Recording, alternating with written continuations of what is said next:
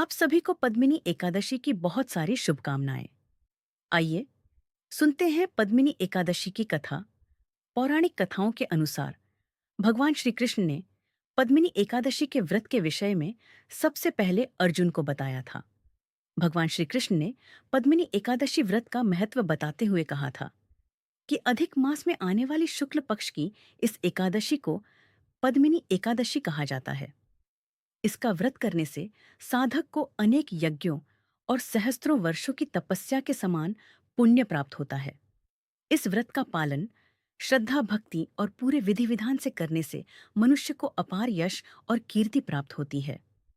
वो अपने सभी पापों से छूटकर इस लोक के सभी सुख भोग कर अंत में वैकुंठ धाम को चला जाता है। भगवान श्री कृष्ण ने पद्मिनी एकादशी व्रत की कथा सुनाते हुए कहा, है अर्जुन, त्रेता युग में एक परम पराक्रमी और प्रजावत्सल राजा हुआ करता था। उसका नाम कृतवीर्य था। राजा कृतवीर्य का राज्य बहुत विशाल था, परंतु उसके कोई संतान नहीं थी। उसने संतान प्राप्ति के लिए अनेक विवाह किए, परंतु उसको संतान की प्राप्ति नहीं हुई। उसके उपरांत उसके राज्य का क्या होगा, उसके वंश का क्या होगा, यही सोचकर राजा कृतवीर्य बहुत उदास रहता था। राजा ने पुत्र प्राप्ति के लिए हर संभव प्रयास किया, किंतु उसे सफलता नहीं मिली। उसने अनेक यज्ञ, हवन, दान पुण्य और चिकित्सीय उपाय किए, परंतु उसकी पुत्र प्राप्ति की इच्छा पूर्ण नहीं हुई। तब राजा कृतवीर्य ने तपस्या का मार्ग चुना। रानी पद्मिनी राजा कृतवीर्य की सबसे प्रिय रानी थी। उसका जन्म इक्ष्वाकु वंश में हुआ था। राजा कृतवीर्य ने राज्य का सारा कार्यभार अपने विश्वसनीय मंत्रियों को सौंप दिया और स्वयं अपनी प्रिय रानी पद्मिनी के साथ तपस्या के लिए गंधमादन पर्वत की ओर प्रस्थान किया।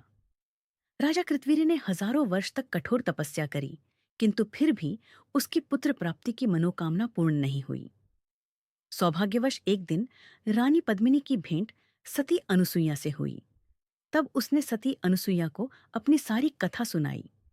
तब सती अनुसुईया ने रानी पद्मिनी को अधिक मास की शुक्ल पक्ष की एकादशी का व्रत करने के लिए कहा। सती अनुसुईया ने कहा, यह बहुत ही दुर्लभ व्रत है और इसके पालन से तुम्हारी मनोकामना अवश्य ही पूर्ण होगी।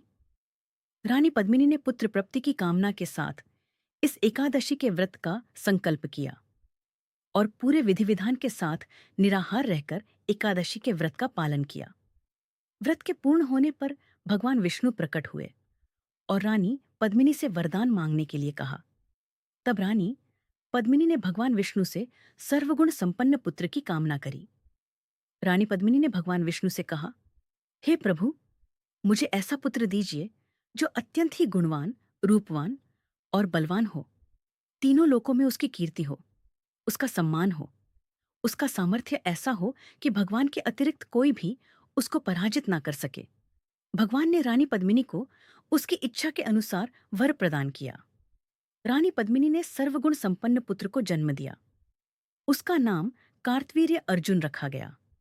कार्तवीर्य अर्जुन बहुत की शक्तिशाली राजा हुआ। उसकी कीर्ति तीनों लोकों में फैली थी। एक बार उसने रावण तक को युद्ध में बंदी बना लिया था।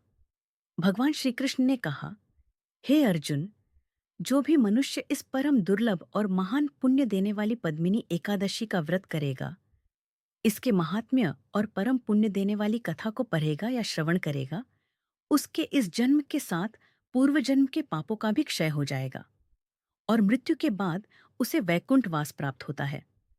अर्जुन, इस एकादशी का व्रत भगवान विष्णु को समर्पित है और पुरुषोत्तम मास, अधिक मास भी भगवान विष्णु को ही समर्पित है। इसलिए इस माह की एकादशी का महत्व और अधिक बढ़ जाता है। जो भी व्यक्ति पूरी श्रद्धा से इस एकादशी का व्रत करता है, उसके जीवन के सारे दुख खत्म हो जाते हैं और वह अंत में बैकुंठ में प्रवेश करता है। अधिक मास 3 वर्ष में एक बार आता है, इसलिए इस मास की एकादशी का महत्व भी उतना ही है। पद्मिनी एकादशी का व्रत करने के लिए भक्त को दशमी तिथि से नियम रखना चाहिए। व्रत करने वाले को दशमी तिथि से ही संयम रखना चाहिए, सात्विक भोजन करना चाहिए। प्याज, लहसुन, मांस, मदिरा आदि से दूर रहना चाहिए। क्रोध और झूठ बोलने से बचे, ब्रह्मचर्य का पालन करें। एकादशी के दिन सुबह ब्रह्मा मुहूर्त में उठे और सन्ना करें। घर की अच्छी सफाई करें। उसके बाद भगवान विष्णु और माता लक्ष्मी को स्थापित करें। उन्हें कमल गट्टा, पीले वस्त्र, कमल का फूल, चंदन, भोग में तुलसी आदि चढ़ाए। ओम नमः भगवते वासुदेवाय नमः मंत्र का जाप करें। रात्रि में जागरण करें और जो व्यक्ति निर्जल नहीं रह पाते वह फलाहार करे। द्वादशी के दिन सुबह किसी ब्राह्मण या किसी गरीब को भोजन कराए, उन्हें दान करे। दान में अन्न, वस्त्र और जल का पात्र दान कर सकते हैं। जल का पात्र दान करना शुभ माना जाता है। उसके बाद अपने व्रत का पारण करे। तो यह थी आज की कथा आपको। आज की यह कथा किसी लगी कमेंट करके बताएं। और अगर वीडियो पसंद आए तो वीडियो को लाइक करें और चैनल को सब्सक्राइब जरूर करें।